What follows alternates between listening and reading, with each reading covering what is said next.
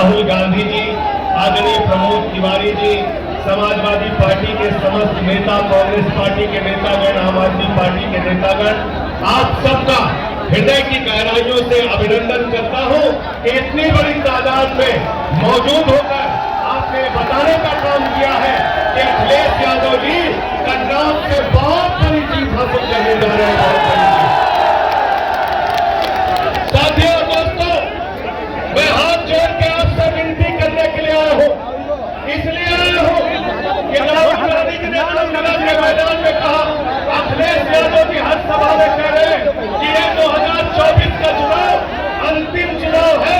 Bharatiya Janata party अगर गलती से जीत गई तो ये संविधान को खत्म करेंगे, आरक्षण को खत्म करेंगे, चुनाव को खत्म करेंगे।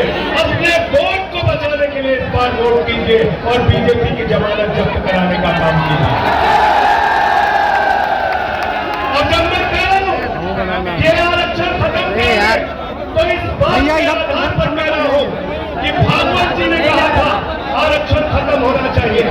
मनमोहन वैद्य आरएसएस के नेता कहते हैं आरक्षण खत्म होना चाहिए।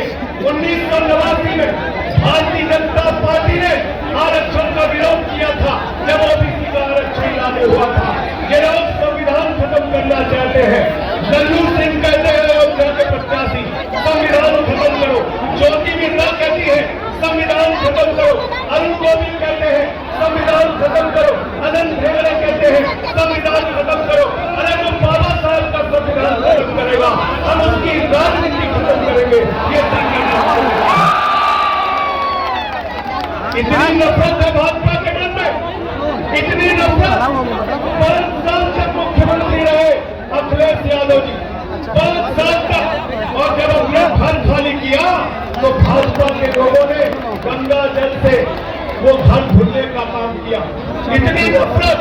अभी कुछ दिन पहले कन्नौज के अंदर अखिलेश यादव जी एक मंदिर में चले गए, उस मंदिर को गंगा जल से धुलने का काम किया। इतना अपमान करते हो आप, इतनी बेइज्जती करते हो आप, दलितों के प्रति मैं आप लोगों से निवेदन करने के आया हूँ। जो अखिलेश यादव का अपमान हुआ, अपने वोट की ताकत से उसका बदला ले लेना। तैयार हो सब लोग? तैयार हो? तैयार हो? मंदिर का शिलान्यास होता है। दलित समाज से आने वाले राष्ट्रपति रामनाथ कोविंद जी को नहीं बुलाते। मंदिर का उद्घाटन होता है, आदिवासी समाज की राष्ट्रपति द्रौपदी मुर्मू जी को नहीं बुलाते। अपमान करते हो दलितों का, पिछड़ों का, आदिवासियों का। इसलिए अखिलेश यादव जी ने आह्वान किया है पीडीए मिलकर इस बार भारतीय जनता पार्टी की जमानत जब्त कराने का काम करें।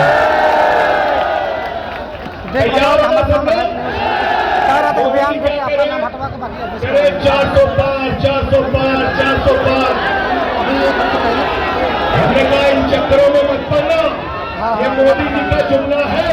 गए थे बंगाल में, बोले 200 पार, 200 पार, 200 पार। आई 73 सीट। गए झारखंड में, बोले 65 पार, 65 पार, 65 पार। आई 23 सीट।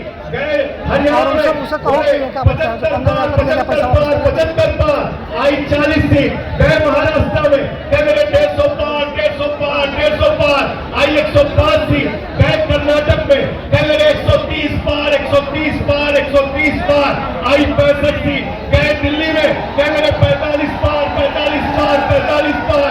आई 8 सीट। गए मिजोरम में, कह गए 21 पार, 21 पार, 21 पार।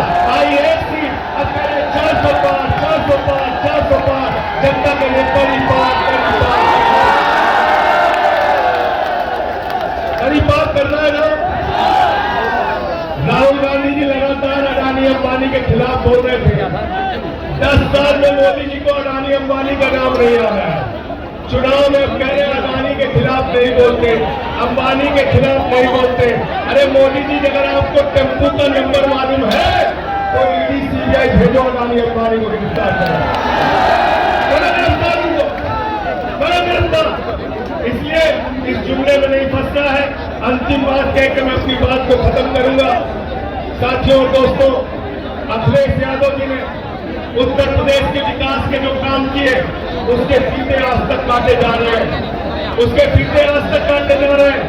इसलिए ये लोग स्कूल नहीं बना सकते, अस्पताल नहीं बना सकते, सड़कें नहीं बना सकते, बिजली पानी नहीं दे सकते। मोदी जी आए थे कोरोना के टाइम में, उन्होंने कहा भाइयों और बहनों, गांव-गांव में कब्रिस्तान है तो शमशान होना चाहिए कि नहीं होना चाहिए। ये शमशान बनाने वाले लोग हैं, ये आपके बच्चों को स्कूल अस्पताल नहीं दे सकते। हमारे मुखिया अरविंद केजरीवाल को जेल में डाल दिया, मनीष सिसोदिया को जेल में डाल दिया, सत्यम जैन को जेल में डाल दिया। मुझे 6